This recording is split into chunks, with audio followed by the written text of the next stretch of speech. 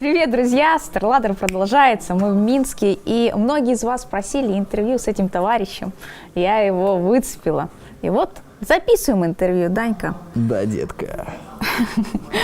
На Бугатти катать будешь? Буду. Прыгать? Ну, прыгай. Ладно. Покатаемся? Покатаемся. Как дела? Рассказывай. Все замечательно, все клево, все классно, все хорошо. Ну ладно, а теперь серьезно поговорим. Турнир. Ожидал ли ты именно такого результата? Что ты вообще ждал от этого турнира? Я надеялся, верил, что мы сможем войти в тройку лидеров, но, увы. Хорошо. В чем была основная проблема? Как ты видишь это? Почему игры проигрывались? Вот так вот. Мы пока недостаточно сильны. У нас есть проблемы, которые нам надо решать. Если что-то конкретное назвать, то могу выделить наше общение во время игры. Оно сильно слабое, скажем так, не на том уровне, который должна быть. И наша дисциплина. Потому что мы теряем концентрацию в какие-то моменты и так далее и тому подобное. Но это также связано с опытом, с количеством времени, проведенного вместе и так далее. Вот, пока у нас все не очень хорошо, но мы очень быстро прогрессируем. И я это очень замечаю, исходя из наших КВшек и наших официальных игр. Чем дальше, тем лучше. И лично я это вижу для себя, и это меня радует, потому что мы довольно быстрыми шагами растем. Возможно, в скором времени мы начнем всех направо-налево. А что ты думаешь о соревновательной сцене? Сейчас практически все заявляют, что команды равны. Что это такое? Почему так происходит?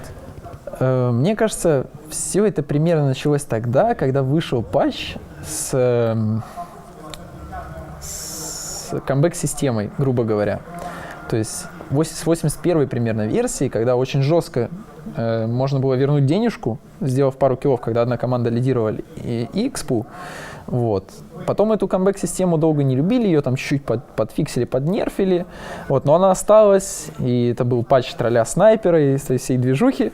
Вот. Прошло время, и вышел новый патч, который вроде как понерфил камбэк-систему, но камбэк-система на экспу осталась почти прежней, на голду чуть-чуть меньше, но она осталась. Просто она стала лучше, и люди вроде как это съели.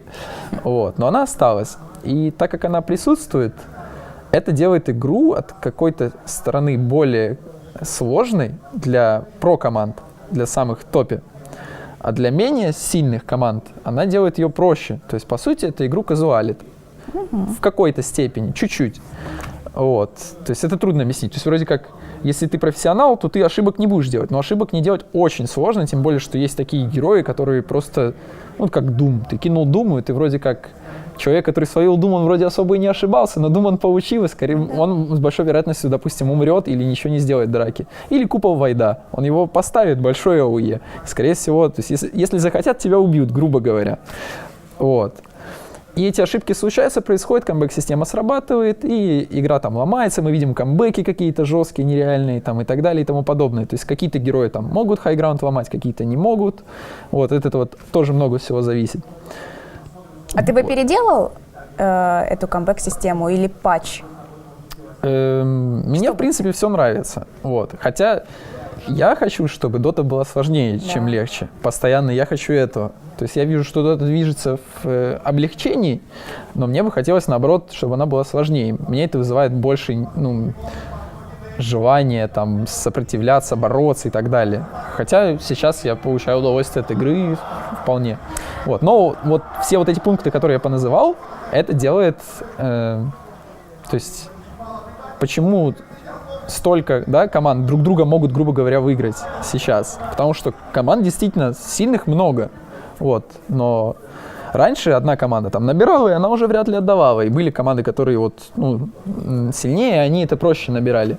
Сейчас там менее важен там скилл где-то на линиях, еще где-нибудь. То есть сейчас очень важна командная игра, командная дота. То есть если люди хорошо, сплоченный коллектив, работает вместе хорошо, 5 игроков, тогда все работает.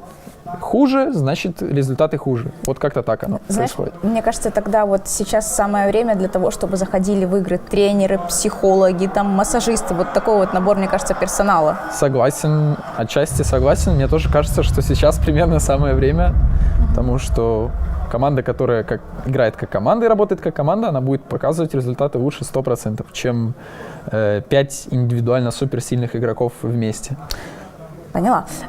Мы еще разовьем эту тему, но мне хотелось бы вернуться к упрощению игры. Что кардинально вот упростилось? Вот какие аспекты упрощаются, которые тебе не нравятся? Ну, скажем так, постоянно что-то упрощается. То есть оно может как бы и незаметно, и порой оно даже клево. То есть эти изменения, они прикольные, но тем не менее игра по чуть-чуть упрощается. За примерами далеко, наверное, ходить не надо. Вот. Что конкретно мне не нравится? Ну, не то чтобы не нравится, просто, хотелось бы чуть-чуть по-другому, да, то есть если раньше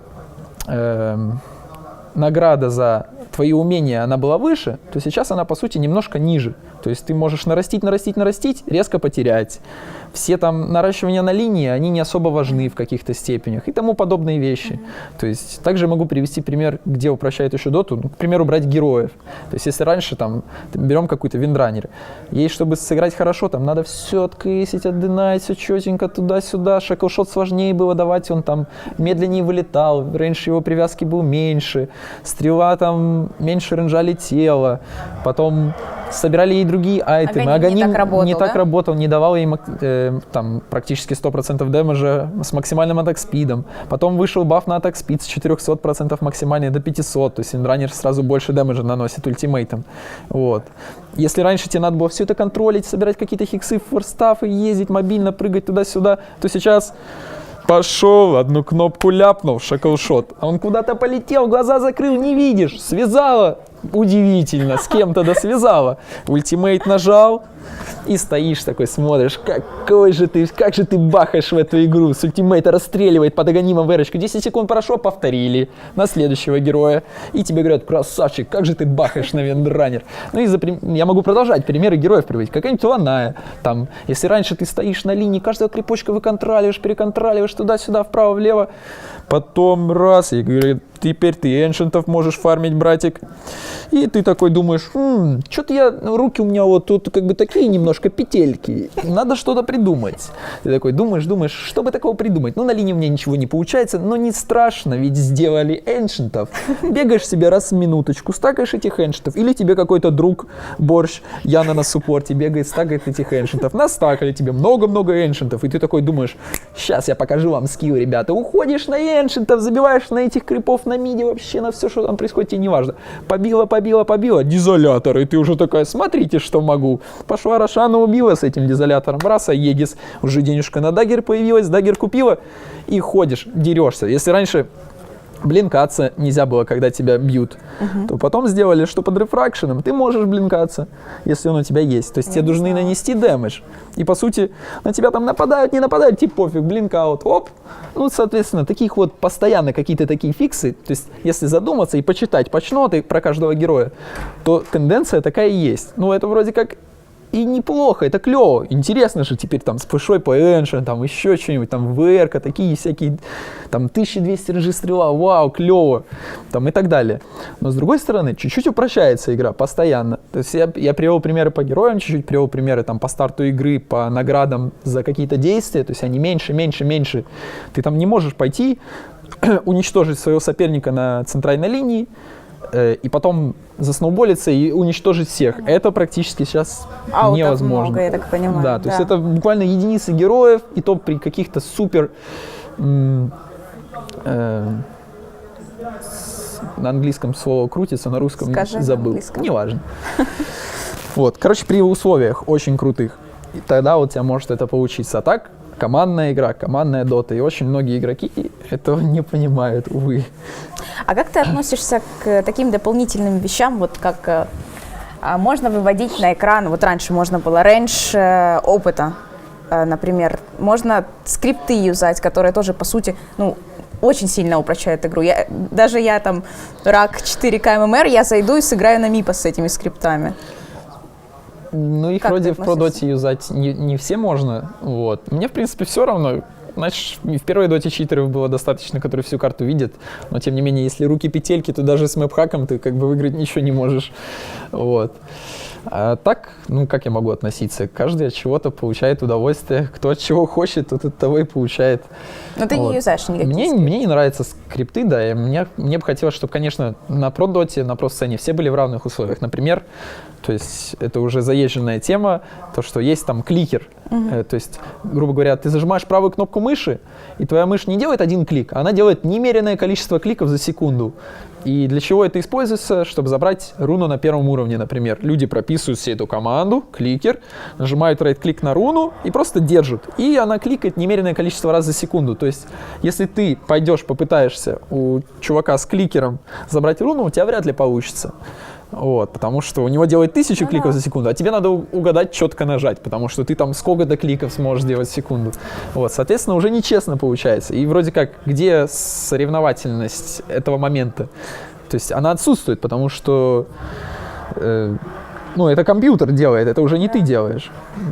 Я теперь поняла, почему я не могу руну отжать. Я-то хорошо играю. Просто читеры. Не надо шутить. Все, оставим. Хорошо. А, например, не пишет ли тебе какой-нибудь айсфрог по поводу того, что Даня, что нужно делать в доте? Как ты думаешь, нужно пофиксить этого героя? Или еще что-то? Ничего не знаю, но это все не так просто. То есть на словах мы все крутые, но на деле все не так просто, как кажется. И что-то поменять, и чтобы это не поломало, ничего не наломало дров, это очень сложно. И Ice проводит нереальную работу, и в основном все... То есть всем же нравится, что получается. То есть я не могу сказать, что мне не нравится Dota. Она намного лучше, чем она была. И она продолжает прогрессировать. И я получаю удовольствие от игры. Если бы я не получал, я бы не играл. И с каждым разом, возможно, даже все больше. Очень интересно. Сколько возможностей, сколько... То есть настолько сейчас широки возможности даже выбора героев по сравнению с тем, что было раньше. То есть можно столько разных стратегий использовать, что просто прям приятно. Ты знаешь, вот я наблюдала на буткемпе, как ты пабы играешь, и ты почему-то постоянно горишь. Вот почему это происходит? Я горю? Вообще ни капельки. Это был секретик. Ладно. Нет. Я для веселья могу там что-то покричать, и то, когда рядом кто-то есть. Вот. А так нет, я Дома абсолютно ты спокойно спокоен. Дома играешь? тихонько сижу, да. Там были прецеденты. Ну ладно. Вопрос, возвращаемся к тренерству. Кто может быть тренером? Кто может быть тренером? Скорее всего, ну, смотря что мы подразумеваем под словом тренер. Ну вот вы, я говорю, Нави состав ищет тренера, в поисках тренера. Хорошо. Ну, скорее всего, это может быть какой-нибудь игрок в Доту 2, возможно, который играл на про-сцене раньше, вот, но при этом хорошо разбирается в игре сейчас, но не играет. Вот. Скорее всего, так. Очень маловероятно, что кто-то может быть хорошим тренером, как тот, кто не играл на про-сцене, потому что количество знаний, ну и вообще всего этого, то, что внутри, оно неимоверно большое, и это может сказать каждый игрок, Да. который играет на про-сцене. Вот. А те, кто вне, они этого не видят, не знают, не слышат, не понимают. То есть это не так просто, как кажется. И поэтому вряд ли найдется какой-то тренер вне. Но шансы тоже есть. Вот. Но это мое мнение. Мне кажется, вообще сложно сейчас найти, потому что кадров-то не хватает. Кадров хватает. Хватает. Да. Хо-хо-хо. Хорошо.